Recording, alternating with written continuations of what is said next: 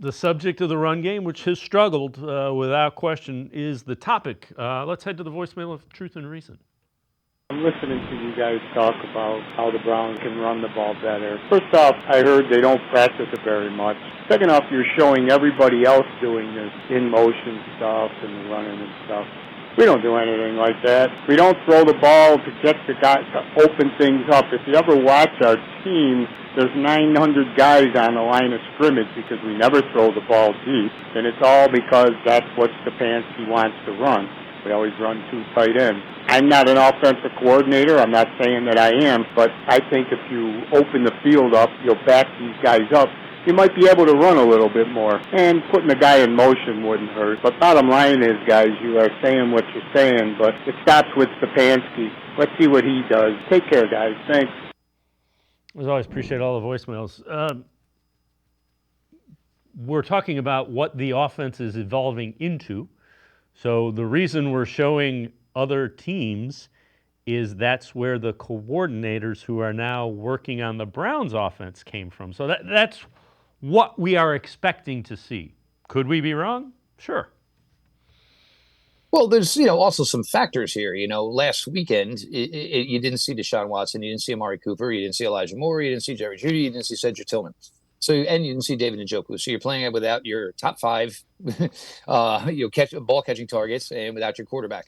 And as far as picking on Stefanski for this, the Browns have run the ball pretty damn well through the first 4 years of the Kevin Stefanski regime.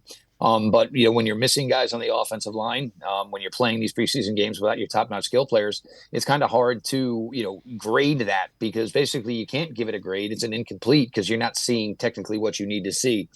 I will give him the credit of the one thing as far as the practices. You don't really do a lot of run game in practices or training camp.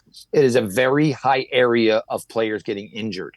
So there's a reason it's not really done so much in training camp, because the last thing you want to do is have, 10, 11, 12 guys all trenched into space together. That's how somebody's leg gets stepped on. That's how somebody's knee gets bent over. And it's an injury. Most of the run work you do in training camp or in practices is done on air. There's a reason for that. It's player safety. It's, basically protecting your assets. But even Jerome Ford, for as high as that number was last year of 0-yard runs or negative runs that resulted in negative yardage, he was still over 4 yards a carry. And look, I'm not worried about the run game. I'm worried about getting everything on the field, my offensive lineman, my quarterback, my skill players, and certainly number 24. The Browns have always been able to run the ball under this regime. So until I see, a month's worth of it being an issue, for me, it's not an issue. Yeah, and again, it's a work in progress. So we'll see.